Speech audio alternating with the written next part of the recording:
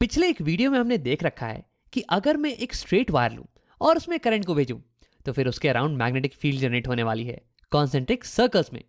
अब इस वीडियो में हम देखने वाले हैं कि मैग्नेटिक फील्ड लाइंस कैसी दिखेंगी अगर मैं एक सर्कुलर लूप ऑफ वायर लूं और उसमें करंट को भेजूं।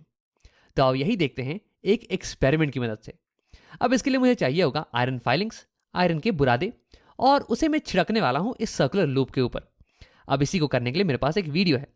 देखो यहाँ पे तुम्हें दिख रहा होगा कॉपर वायर जो कि एक सर्कुलर लूप के फॉर्म में मुड़ा हुआ है और ये पास कर रहा है एक ग्लास स्लैब के थ्रू जिसके अंदर हैं कुछ आयरन फाइलिंग्स।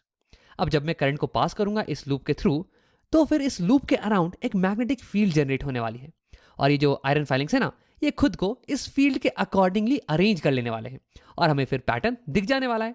तो आओ इसी को करते हैं। तो मैं यहाँ पे कनेक्शन को पूरा कर देता हूँ। अब जैसे ही मैं स्विच को ऑन करूंगा इसके थ्रू करंट फ्लो करने लगेगी और हमें एक पैटर्न दिखने वाला है आयरन फाइलिंग्स का। देखो ये कितना ब्यूटीफुल पैटर्न हमें दिख रहा है। अगर तुम ध्यान दो तो यहाँ वायर के पास में तुम्हें मैग्नेटिक फील्ड लाइंस ये एक सर्कल में अरेंज करती हुई दिखेंगी और जैसे जैसे तुम दूर जाओगे वैसे वैसे ये सर्कल ये बड़ा होते जाएगा। हमें एक बिगर कर्व मिलेगी, एक बिग और एक फ्लैट कर्व इनफैक्ट। और जब तुम सेंटर में पहुंच जाओगे तो तुम्हें ये ऑलमोस्ट स्ट्रेट लाइन की तरह दिखने वाली है। तो अब इस वीडियो में देखते हैं कि हमें मैग्नेटिक फील्ड लाइंस ये ऐसी क्यों दिख रही हैं। वैसे अगर मैं तुम्हें अंदर की बात बताऊं ना तो तुमने इस पैटर्न को देख रखा है पहले ही। तो ये हो गई कॉपर की एक सर्कुलर लूप। वैसे तुम्हें ये थोड़ा ओवल दिख रहा होगा क्योंकि मैंने इसे एक एंगल पे बना रखा है। वैसे ये है सर्कुलर ही। अब इसके थ्रू करंट फ्लो कर रही है कुछ ऐसे।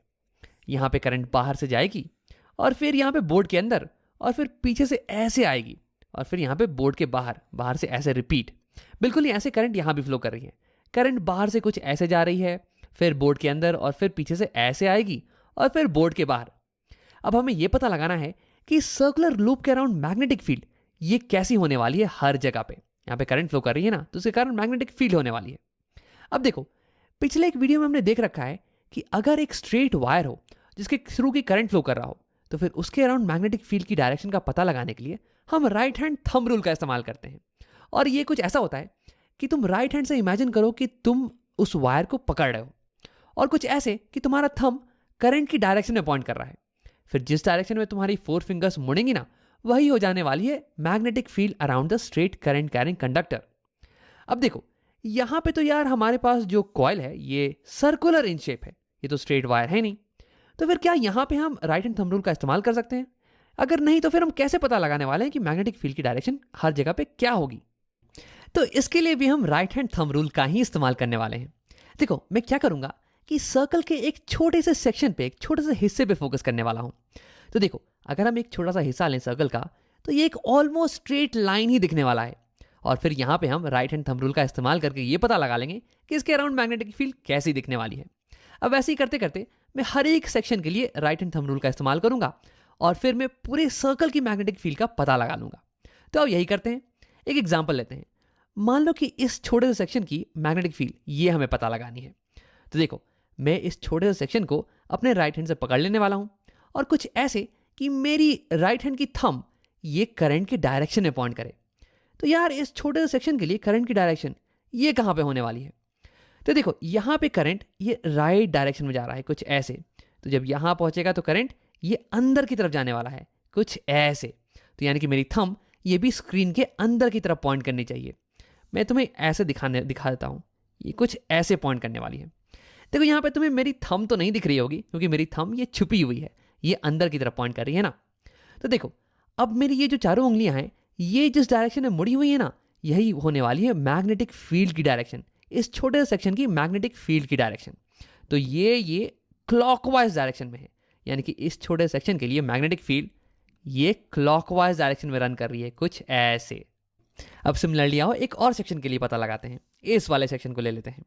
देखो यहाँ पे करंट ये अंदर से बाहर की तरफ आ रही है, बाहर की तरफ।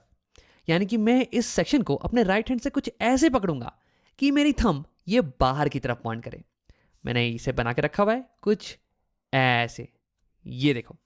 अब मेरी जो 4 फिंगर्स की डायरेक्शन है ना, ये मुझे बता देगी magnetic field around this section की डायरेक्शन। तो यहाँ पे मेरी 4 फिंगर्स ये एंटी क्लॉकवाइज डायरेक्शन में मुड़ रही है।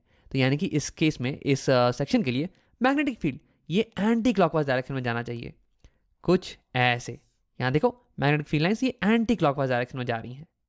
तो वैसे ही अगर मुझे पूरे सर्कुलर लूप के लिए मैग्नेटिक फील्ड की डायरेक्शन का पता लगाना है तो मैं हर सेक्शन पे जाके ये सेम चीज को रिपीट करने वाला हूँ, राइट हैंड थंब रूल को। लेकिन यार इसमें तो बड़ा टाइम लगने वाला है। तो देखो, इसी को जल्दी से करने के लिए मेरे पास एक शॉर्टकट है। अगर तुम यहां पे ध्यान दो तो तुम्हें दिख रहा होगा कि लूप के अंदर मैग्नेटिक फील्ड ये ऊपर की तरफ पॉइंट कर रही है, ऊपर की तरफ, और लूप के बाहर मैग्नेटिक फील्ड ये नीचे की तरफ पॉइंट कर रही है। देखो सिमिलरली यहां पे भी अगर तुम ध्यान दो तो लूप के अंदर मैग्नेटिक फील्ड ये ऊपर की तरफ पॉइंट कर रही है और लूप के बाहर मैग्नेटिक फील्ड ये नीचे की तरफ पॉइंट कर रही है। तो यानी कि मैं इस सर्कल में किसी भी सेक्शन को लूं और वहां पे राइट हैंड थंब रूल को लगाऊं तो मैग्नेटिक फील्ड इस लूप के अंदर हमेशा ऊपर की तरफ पॉइंट करेगी और बाहर ये नीचे की तरफ पॉइंट करेगी। अब अगर तुम्हें यकीन नहीं आ रहा है तो अब दो और सेक्शन पे मैं राइट हैंड थंब रूल को लगा के तुम्हें दिखा देता हूं। ये मैंने पहले से ही बना रखा है कुछ ऐसे। तो मैंने राइट हैंड थंब रूल को लगा दिया है इस सेक्शन पे और इस सेक्शन पे। देखो यहां पे हमारी थंब ये करंट के डायरेक्शन में पॉइंट कर रही है। सिमिलरली यहां पे भी हमारी थंब ये करंट के डायरेक्शन में पॉइंट कर रही है। फिर मेरी 4 फिंगर्स ये मुझे मैग्नेटिक फील्ड की डायरेक्शन को बता देगी, यहां पे और यहां पे। तो देखो यहां पे अगर तुम ध्यान दो तो मैग्नेटिक फील्ड ये लूप के अंदर ये ऊपर की तरफ पॉइंट कर रही है और फिर लूप के बाहर ये नीचे की तरफ पॉइंट कर रही है। सिमिलरली यहां पे लूप के अंदर मैग्नेटिक फील्ड ये ऊपर की तरफ पॉइंट कर रही है और फिर बाहर में नीचे की तरफ।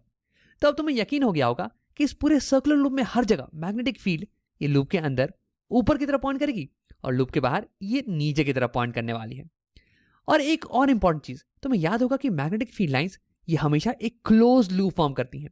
ऐसा कभी नहीं होगा कि मैग्नेटिक फील्ड लाइंस ये एक पॉइंट से स्टार्ट करेंगी और कहीं और जाके एंड करने वाली है। नहीं, ये हमेशा एक क्लोज लूप फॉर्म करती हैं। तो इसकी मदद से मैं ये कह सकता हूं कि हर जगह पे मैग्नेटिक फील्ड लाइंस ये अंदर में ये ऊपर की तरफ पॉइंट करेंगी और फिर बाहर आके ये बेंड करेंगी नीचे की तरफ और फिर ये क्लोज लूप को फॉर्म करने वाली है। कहीं पे भी, यहां भी क्लोज लूप, यहां पे भी क्लोज लूप, यहां पे भी ऐसे क्लोज लूप।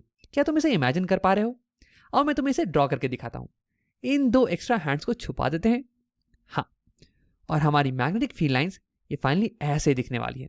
देखो हर जगह पे ये अंदर में ऊपर की तरफ पॉइंट कर रही है, ऊपर की तरफ, और फिर ये बाहर जाके ये लूप को क्लोज कर रही है, नीचे आ रही है और फिर ये लूप को क्लोज कर रही है हर जगह। और ये पैटर्न बिल्कुल ही हमारे एक्सपेरिमेंट की तरह दिख रहा है। ये देखो यहां पे भी क्लोज लूप हो रहा है। अब आओ एक आखिरी चीज, क्या तुमने इस फील्ड लाइन के पैटर्न को पहले कहीं और देख रखा है? आओ मैं तुम्हें इमेज को थोड़ा जूम आउट करके दिखाता हूं। तो ये मैंने इसे हटा दिया और अगर हम दूर से देखें तो ये कुछ ऐसी लगने वाली है।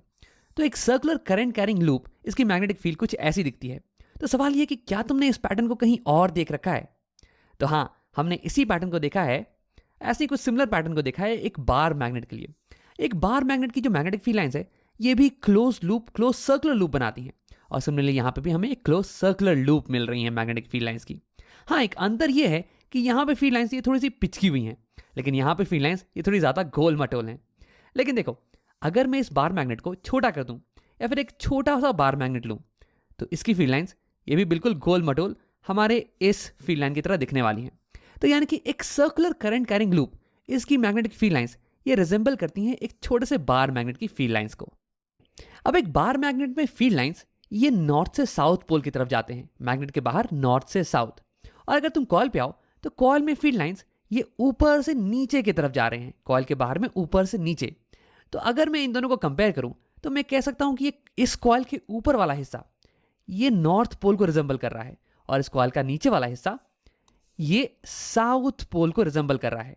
वैसे यहाँ पे असल में तो पोल्स है नहीं, तुम इसे टच वगैरह नहीं कर सकते हो, लेकिन हाँ, अगर मैं इस कॉइल को इस मैग्नेट से कंपेयर करूँ ना तो हम कह सकते हैं कि ये ऊपर में नॉर्थ है और नीचे में साउथ है।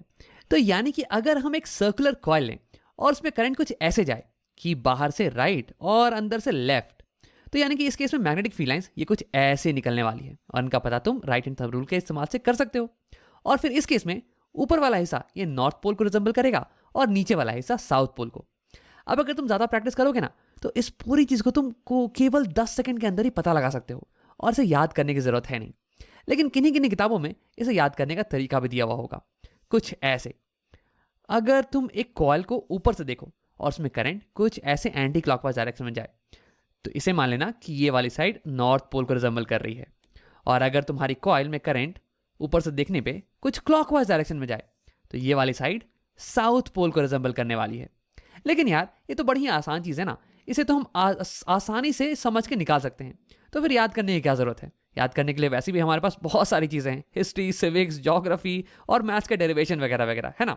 तो सिंपल चीज़ों को क्यों याद किया जाए? तो इस वीडियो में हमने ये देखा कि एक करंट कैरिंग सर्कुलर लूप, इसके अराउंड मैग्नेटिक फील्ड कैसी होती है। इसे हमने पता लगाया राइट हैंड थंब रूल के इस्तेमाल से।